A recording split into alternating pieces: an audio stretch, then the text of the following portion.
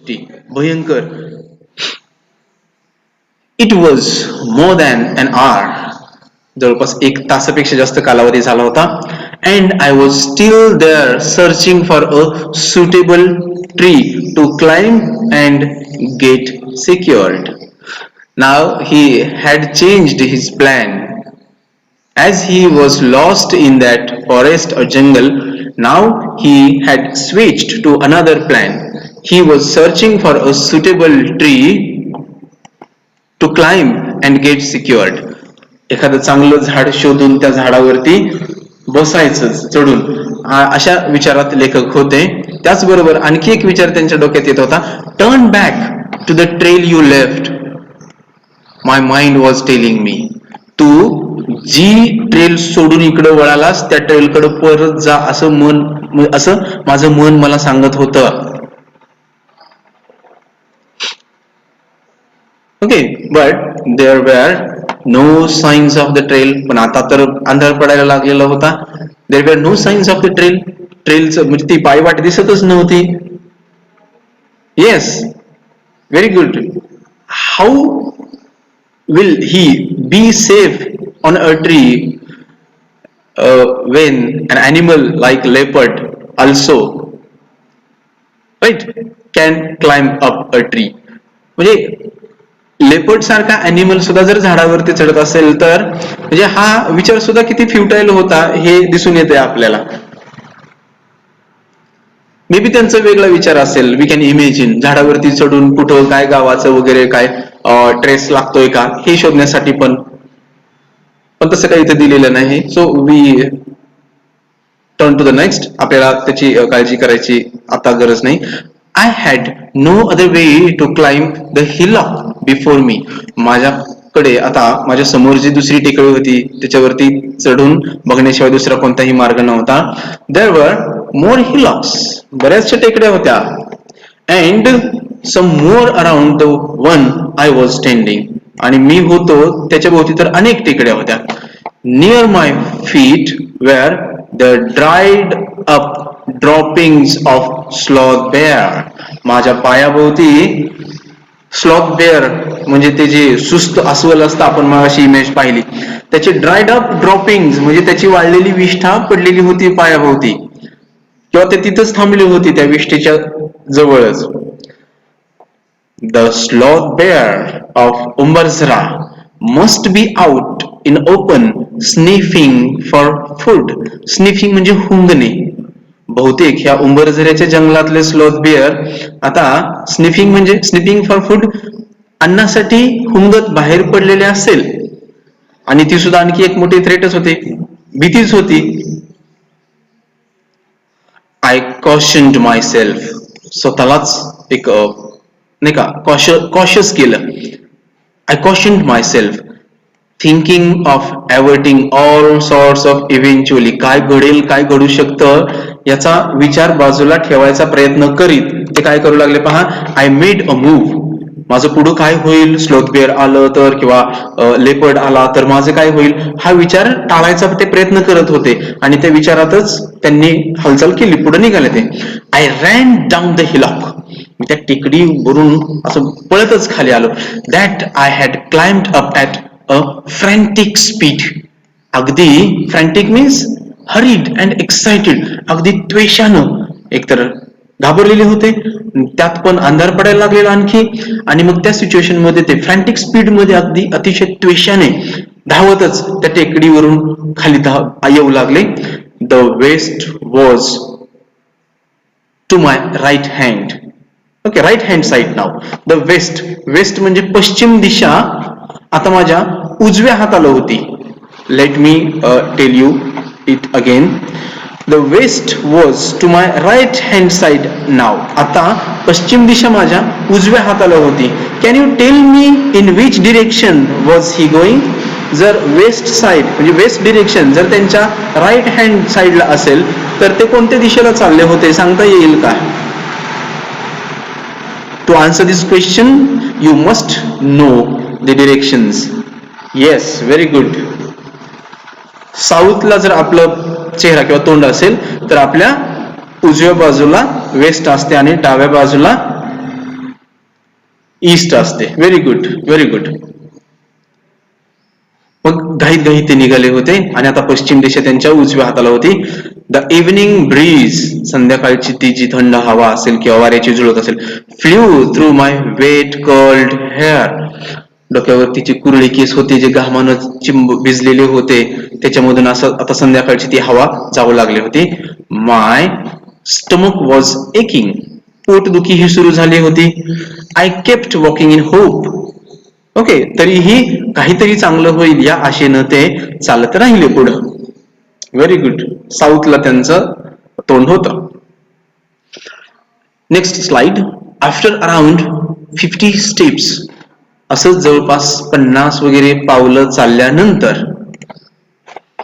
I found a bright red soil trail, म्हणजे एक अशी लालसर रंगाची ट्रेल म्हणजे पायवाट त्यांना दिसली. I found my silver lining in this trail. Can you guess the meaning of these two words? Silver lining म्हणजे काय सांगता येईल का? I found my silver lining on this trail. जेव्हा ती ट्रेल पायवाट त्यांना दिसली तेव्हा ते असं म्हणतायत की I found my silver lining on this trail. What is called silver lining? We know the trail is called silver lining, but why? Can you guess?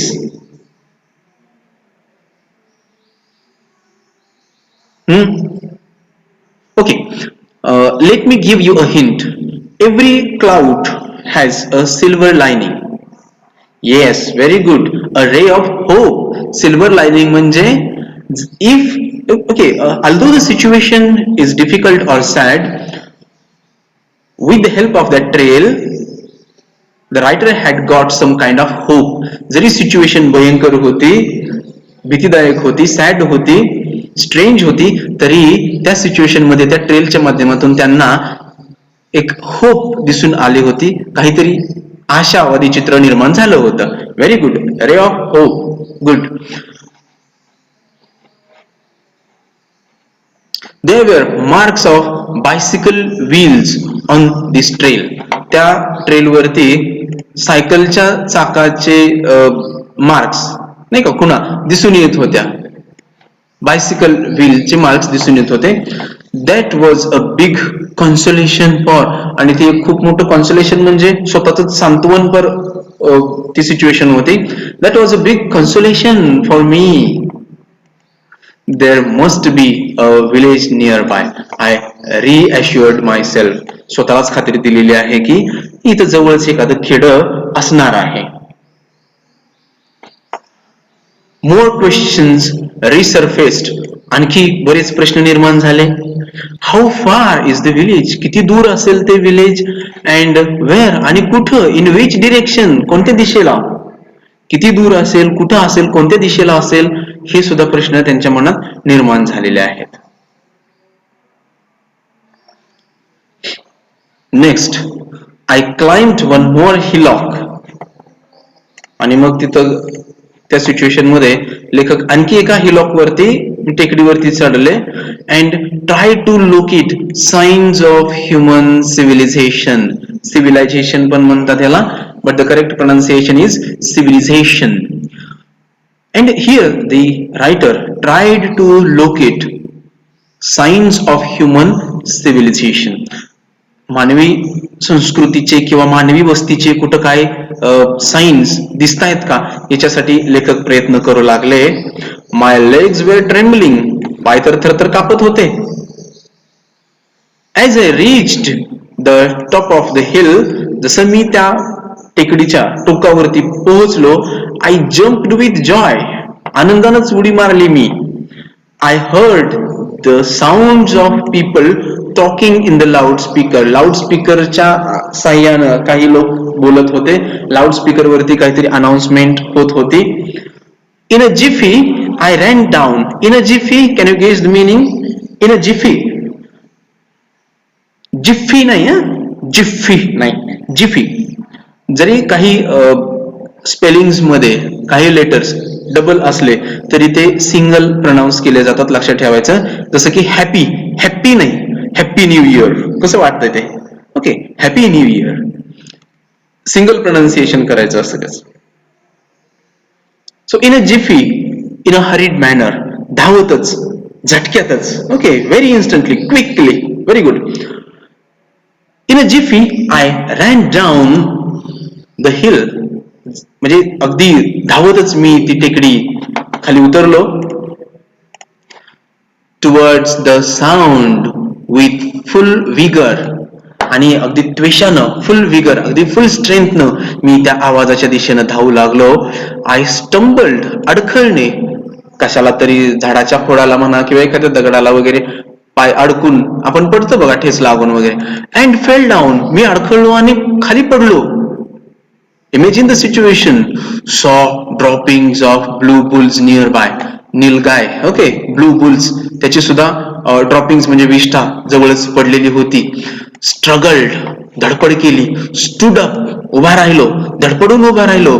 And decided which direction to move on, आणि तिथं ठरवलं कोणत्या दिशेला आपल्याला जायचं आहे ते. The signs of civilisation were visible. आता मात्र मानवी वस्तीचे जे काही साइन्स होते ते विजिबल झाले होते, दिसत होते.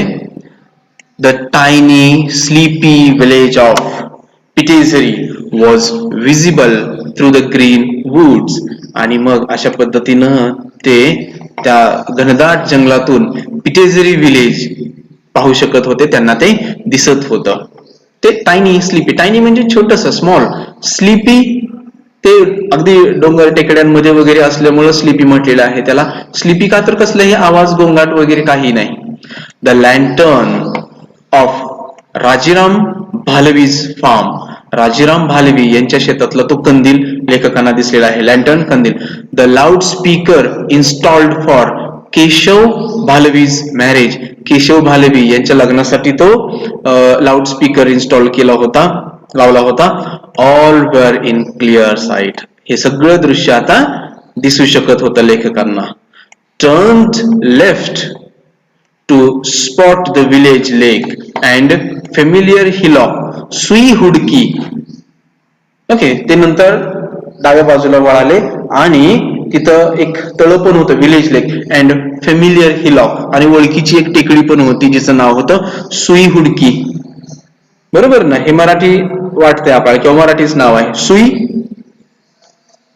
निडल, आणि हुडकी सर्चिंग, बहुतेक त्याला त्या टेकडीला नाव दिलं गेलं होतं असं, सुई हुडकी. त्या सुई हुडकी टेकडीच्या जवळून ते गेले. The dog barked to welcome me to the village, गावातल्या कुत्र्यानं भुंकून स्वागत केलं गावामध्ये लेखकांचं. द डॉग बार्क्ड, आणि हे बार्क्ड असं वाचायचं, बार्कड, लुकड, वॉकड, टॉकड असं नाही वाचायचं किंवा बोलायचं, okay. The dog barked to welcome me to the village. Next, the first thing I did was to take a bath. पहिली गोष्ट मला करायची होती कमी केली म्हणजे आंघोळ, okay. The first thing I did was to take a bath, पहिल्यांदा आंघोळ केली. The shaking of limbs had lessened a bit, okay. म्हणजे हातापायांची जी आता थरथर होती ती आता जरा कमी झाली होती. The shaking of limbs, limbs म्हणजे हात आणि पाय जे अवयव आहेत ते, म्हणजे पूर्ण शरीरच म्हटलं तरी चालेल. The shaking of limbs had lessened a bit, okay, very good, good, good. Dogs are used by such villagers to know, good. The stomach ache started again, पोटदुखी पुन्हा सुरू झाली. एट म्हणजे खाल्लं, ओके, ईटचं पास्ट आहे. एट टू द फुल, पोट भरलं, खाल्लं. And then slumped on to the cot. Slumped means fell heavily, आणि स्वतःला त्या कॉट वरती टाकून दिलं. असं घाबरलेले होते ना लेखक, आणि त्या तशा सिच्युएशन मधून बाहेर पडले होते. We can imagine what he had failed, त्यांना म्हणजे कसं फील झालं असेल ते आपण इमेजिन करू शकतो. That's why there was an icebreaker. Have you gone through such situation in which you were afraid of or scared of something? तुम्ही अशा सिच्युएशन मधून गेलेला आहात का की ज्याच्यामध्ये खूप आपल्याला भीती वाटलेली आहे आणि त्याच्यामध्ये आपण कसं फील करू शकतो वगैरे. स्वतःला असं टाकून दिलं, झोकून दिलं त्या कॉटवरती. And lying awake looking at the star studded sky. आणि मग त्या कॉटवरती असं पडून वरती पाहत, ते स्टार स्टडीड म्हणजे काय, स्टड करणे म्हणजे असं एखादं रत्न किंवा माणिक वगैरे असतात ना, सोनं त्यानं जडवलेले, असं स्टार स्टडीड, मडवलेले वगैरे, थोडक्यात डेकोरेट केलेलं, असं त्याचं मिनिंग आहे. So lying awake looking at the star studded sky I spoke to my self.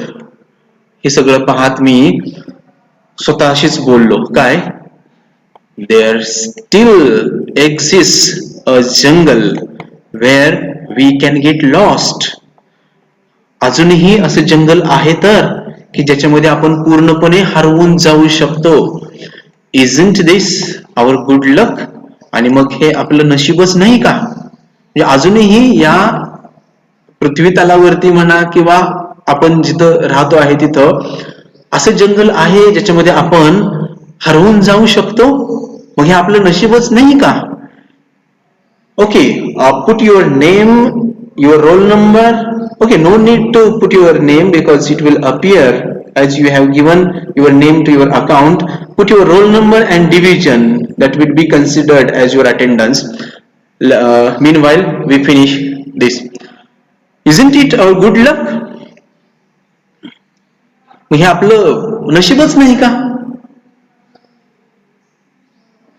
Here we finish or end the first part of this lesson, into the wild, lost in the jungle. Okay, lost in the jungle हा पहिला part आहे या लेसनचा, तो आपण इथं संपवतोय.